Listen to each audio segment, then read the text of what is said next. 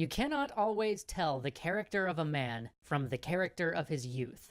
1878, the Congress of Berlin. A graying man with a proud walrus mustache stands and says, "Europe today is a powder keg, and the leaders are like men smoking in an arsenal. A single spark will set off an explosion that will consume us all. I cannot tell you when that explosion will occur, but I can tell you where. Some damned foolish thing in the Balkans will set it off."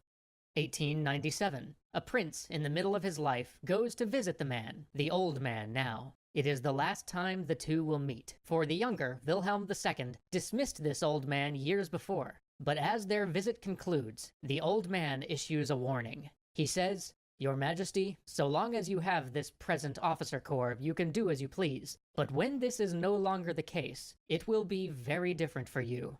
Then he says, "The crash will come 20 years after my departure if things go on like this."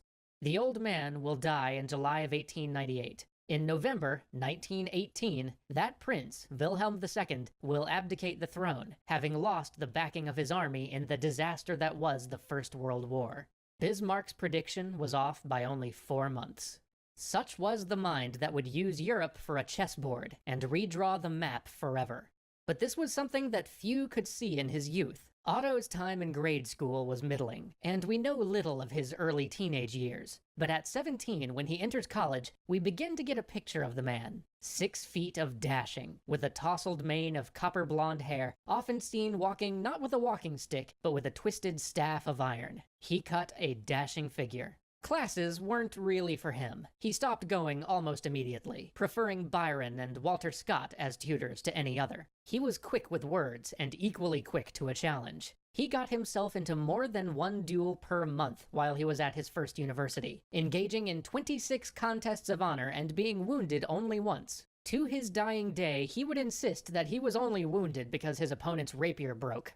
He consumed monumental amounts of alcohol, discovered a profound, if not so profound, love of the fairer sex, and managed to rack up a small mountain of debts. Most intriguing of all, though, he got himself cast as a character named Otto von Bismarck when his roommate wrote a novel about their wild college life. By the way, this man, who was quite aptly named Motley, would soon become a historian of some note, and one of the diplomats who kept Europe from siding with the Confederacy in the American Civil War. Anyway, that wild college life of theirs eventually caught up to Otto, and he moved to Berlin both to attend law school and to dodge the consequences of his roguish ways. Still rooming with Motley, he never once went to class while in law school. But when graduation time drew near, he hired what is politely known as a crammer at the last minute, and managed to pass the exam to become a practitioner of law. And all the while, he read voraciously. Not only romantic poets, but also history, economics, and philosophy. Although not the heady abstractions of Hegel or Kant that were the rage at the time.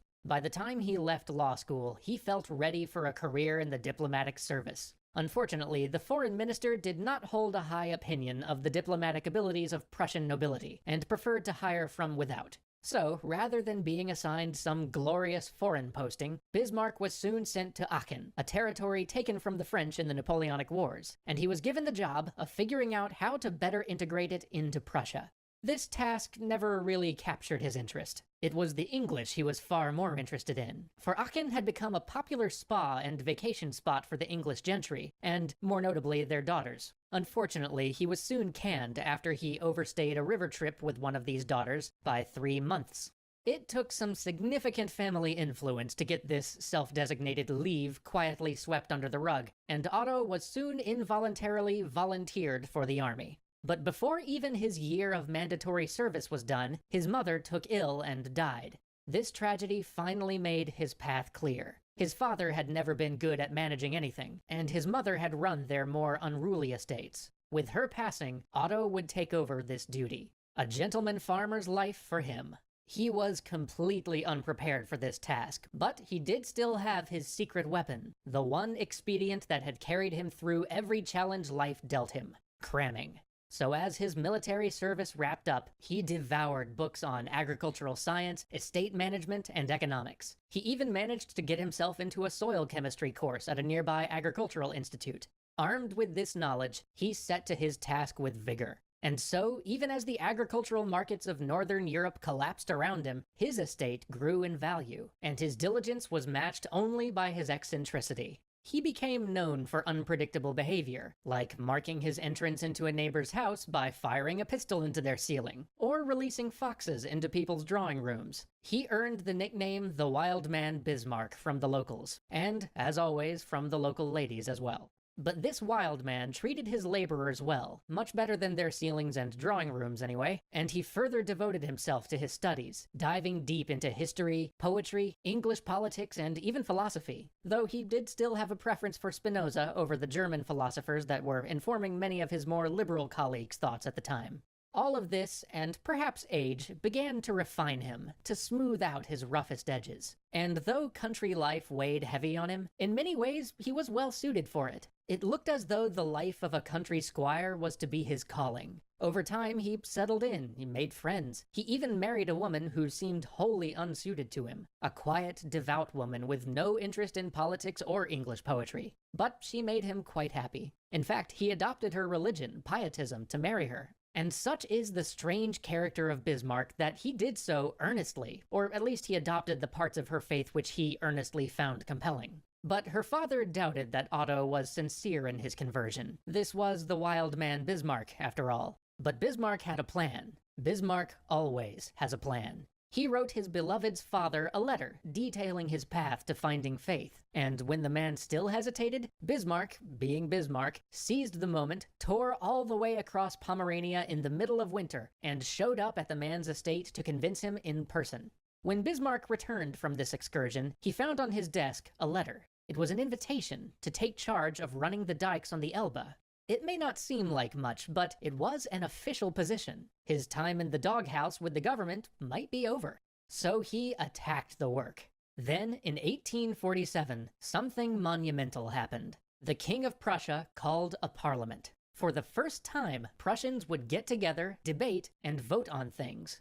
But Otto's wedding date was near, and besides, he hated Berlin, and he was a staunch conservative, believing in the power of the monarchy at a time when liberalism and democracy were in vogue. Even the idea of a parliament grated against his royalist leanings, for though this was a summoned rather than an elected parliament, it was almost certainly going to be used to push for a proper elected parliament, one which, by its very nature, must take its power from the royal government. So he was reluctant to go. Even if he were to be summoned, he might not.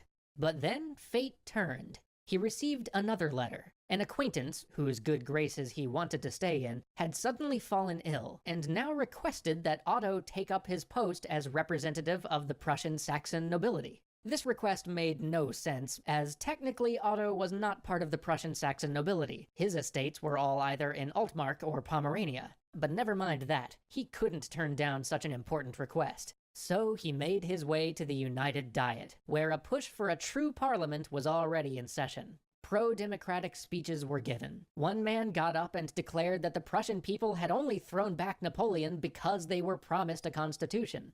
This was too much. Bismarck stood and responded that the Prussian people had thrown back Napoleon for Prussia. Did the man really think that Prussians wouldn't have stood up against an invader without being promised a piece of paper? The hall erupted in boos. People shouted and stamped. The place was chaos. But Bismarck, being Bismarck, just picked up a newspaper and began to leisurely read through it until they were quite done. And then he finished his speech. And in that moment, Bismarck the country squire became Bismarck the statesman.